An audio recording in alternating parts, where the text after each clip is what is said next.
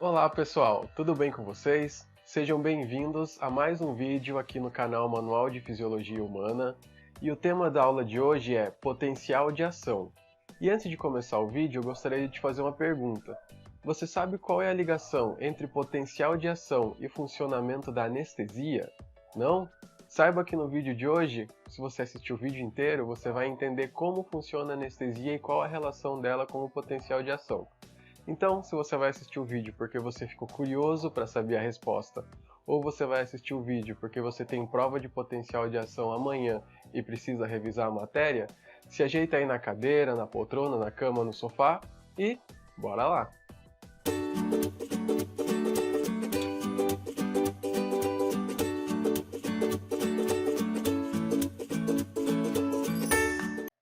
Relembrando alguns conceitos para começar a aula de hoje, existe uma diferença elétrica no meio interno em relação ao meio externo da membrana plasmática.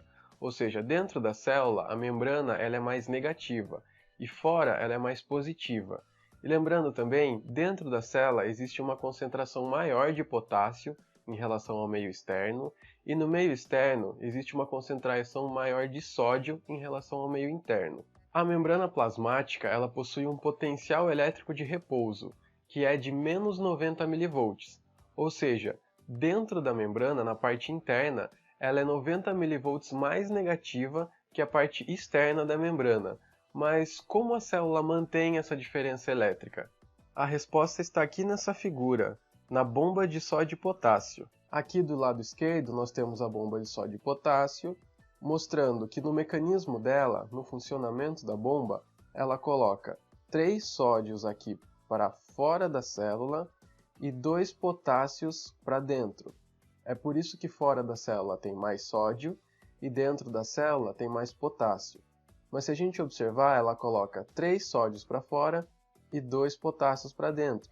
Então ela está mandando uma carga positiva a mais para fora da célula. Por isso que aqui fora fica mais positivo e aqui negativo.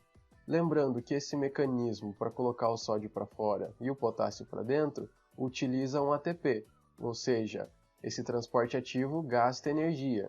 Aqui ao lado nós temos o exemplo de outra proteína transportadora, que é chamada de proteína de canal de vazamento de potássio. Ela possui aqui no meio um filtro de seletividade, onde só passa a molécula de potássio, e ela passa aqui do meio interno para o meio externo.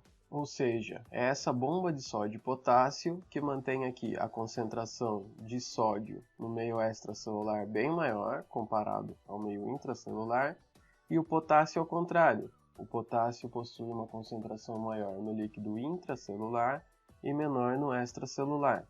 Ou seja, a bomba de sódio e potássio é uma bomba eletrogênica, porque mais cargas positivas são bombeadas para fora do que para dentro, deixando um déficit real de íons positivos na parte de dentro. Isso gera o potencial negativo no lado de dentro das membranas celulares. A bomba de sódio e potássio produz também um gradiente de concentração para o sódio e para o potássio, através da membrana nervosa em repouso. Mas essa diferença elétrica na membrana plasmática, ela não é mantida apenas pela bomba de sódio e potássio. Tem outros fatores que levam à manutenção dessa diferença elétrica. Essa figura mostra os fatores importantes para o estabelecimento do potencial de repouso normal da membrana em menos 90 mV.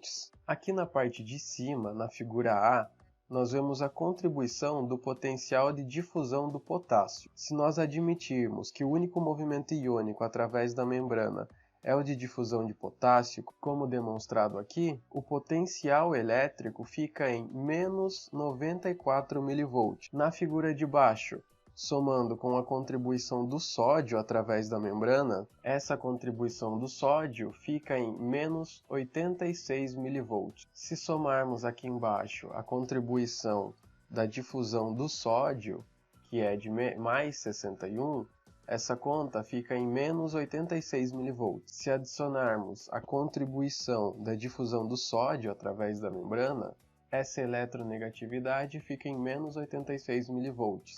E aqui embaixo, a bomba de sódio e potássio contribui com mais 4 mV negativos, ou seja, No final, a membrana fica com uma diferença elétrica de menos 90 mV. Bom, então já está bem estabelecido que dentro da membrana plasmática nós temos uma carga negativa e fora da membrana plasmática nós temos uma carga positiva, certo? E agora a gente vai ver como funciona o potencial de ação. O potencial de ação nada mais é do que uma inversão nessa carga elétrica, ou seja, a membrana ela fica mais positiva dentro da célula e mais negativa fora. E é isso que nós vamos ver agora, os mecanismos que fazem com que ocorra essa inversão na carga elétrica da membrana plasmática. Então, como eu disse, aqui nós temos um exemplo de potencial de ação. Aqui ao lado, a célula está no seu potencial de repouso, onde ela está negativa dentro e aqui positivo fora. Quando ocorre um potencial de ação, essas cargas se invertem. A membrana ela fica mais positiva dentro e mais negativa aqui fora. Aqui embaixo nós temos um gráfico por tempo e milivolts da célula. Como eu havia dito, no potencial de repouso ela mantém a carga elétrica em menos 90 milivolts. Quando ocorre uma despolarização da célula, isso aqui é o potencial de ação. A carga elétrica da membrana ela chega em mais 35 milivolts.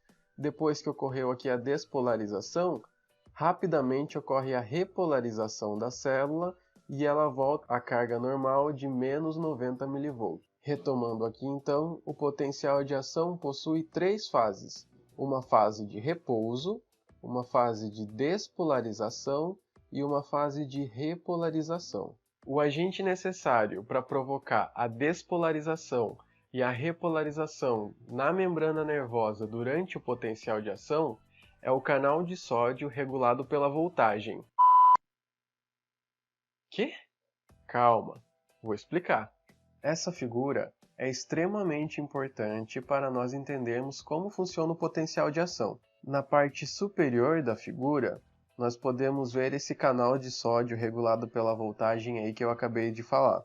E ele está em três estados distintos. Esse canal ele possui duas comportas, uma aqui em cima e uma aqui embaixo. A parte externa é chamada de comporta de ativação e a interna de comporta de inativação. Aqui nesse exemplo podemos ver que essa comporta está fechada e isso mantém a membrana em repouso, em seus menos 90 mV. Porém, quando essa carga elétrica de repouso aumenta de menos milivolts até mais ou menos zero, ela provoca uma alteração conformacional aqui na proteína, fazendo com que o canal fique totalmente aberto e aí então o sódio seja colocado para dentro da célula. Lembrando que a proteína possui um filtro de seletividade, então aqui só passa o sódio. Mas o sódio não vai ficar infinitamente entrando na célula.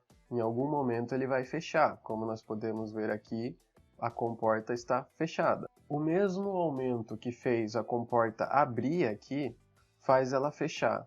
Ou seja, quando ela atinge mais ou menos 35 mV positivo, ela fecha. Só que o fechamento dela é um pouco mais demorado do que a abertura. E aqui na parte de baixo, nós temos o canal de potássio regulado pela voltagem. Aqui durante o repouso e aqui no final do potencial de ação. Essa ativação da abertura do canal de potássio ela é bem mais lenta que a do canal de sódio. E ela só abre exatamente no mesmo momento em que os canais de sódio estão começando a se fechar. Assim, a redução da entrada de sódio na célula e o aumento simultâneo da saída de potássio, aqui pela abertura dessa proteína, fazem com que o processo de repolarização seja acelerado, levando à completa recuperação do potencial de repouso da membrana em poucos décimos de milésimos de segundo. Ficou complicado? Eu vou fazer um resumo do que a gente viu até agora. A membrana plasmática ela possui uma diferença na carga elétrica. Dentro da membrana ela é mais negativa, fora da membrana ela é mais positiva. O que é o potencial de ação?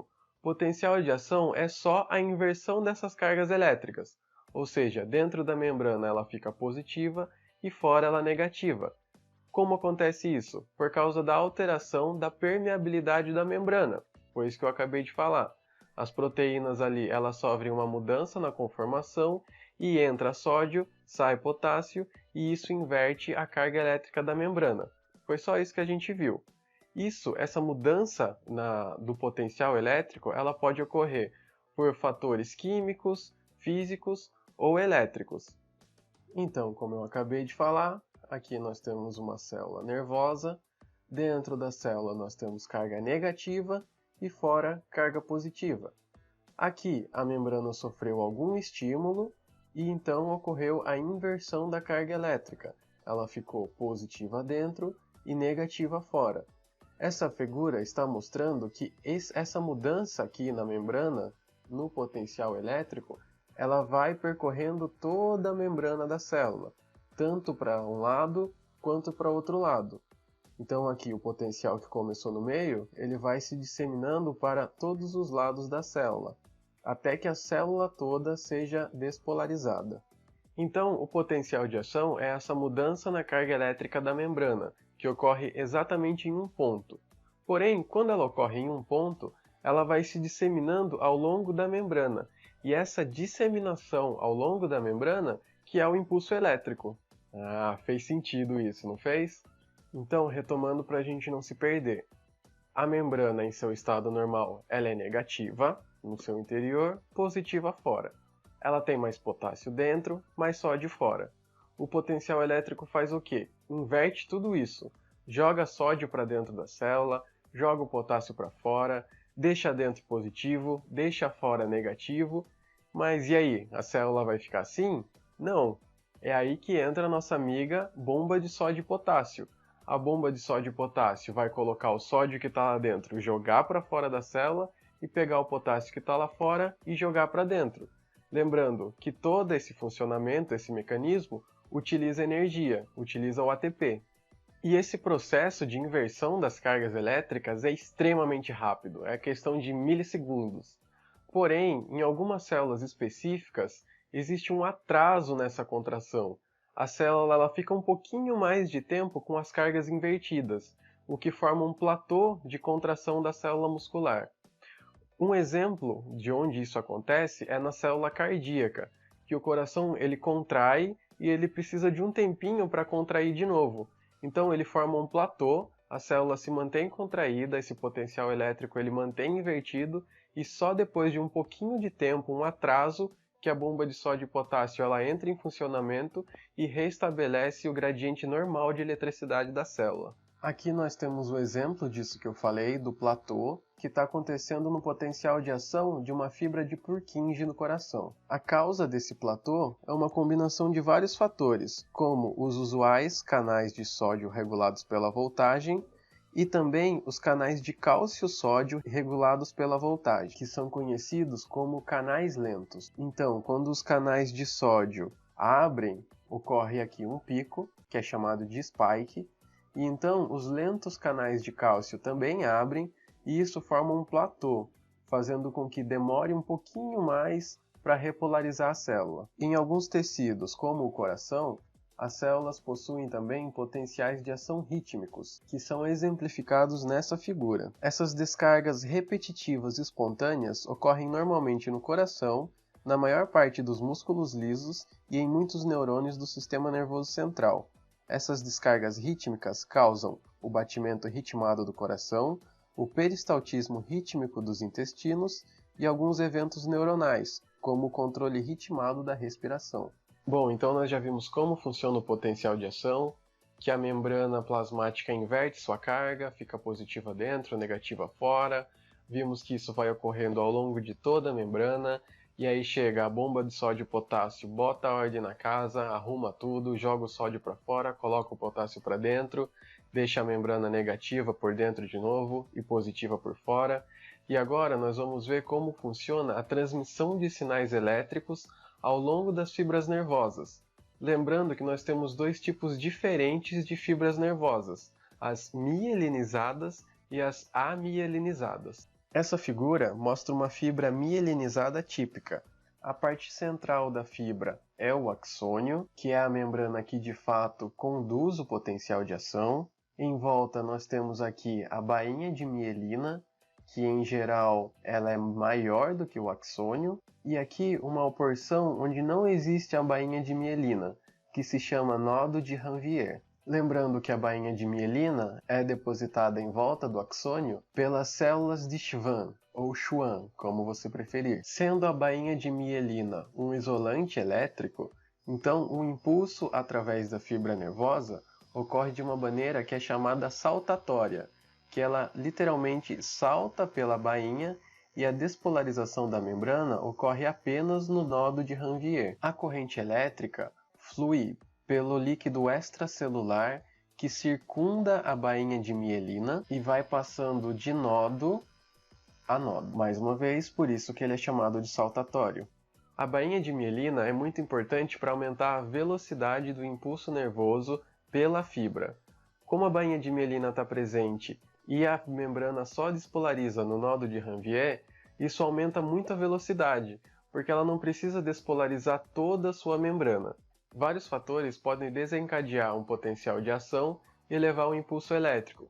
Fatores mecânicos, como encostar na pele, que vai excitar terminações sensoriais da pele, fatores químicos, como neurotransmissores nos neurônios, ou fatores elétricos, como a contração de células do coração e do intestino. Porém, para que ocorra o potencial de ação durante a célula, o estímulo tem que ser suficiente para desencadear esse potencial de ação.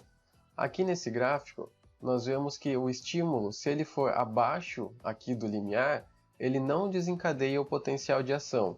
Se ele for um pouquinho alto acima aqui do limiar, ele demora um pouquinho, mas desencadeia o potencial. E se o estímulo já for rápido e alto desde o começo, o potencial de ação começa muito mais rápido. No começo do vídeo eu falei que ia explicar como funcionam os anestésicos locais. E esses anestésicos, eles funcionam bloqueando o funcionamento dos canais de sódio. Ou seja, se o canal de sódio não abrir, não ocorre a inversão da carga elétrica da membrana, não dispara o potencial de ação e não ocorre o impulso elétrico.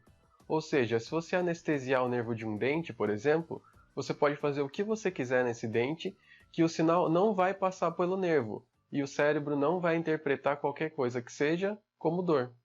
Se você gostou do vídeo e ainda não é inscrito, se inscreve no canal, deixa o seu like. Se esse vídeo te ajudou também, manda para mais alguém, vai que ajuda mais uma pessoa, e eu te vejo no próximo vídeo.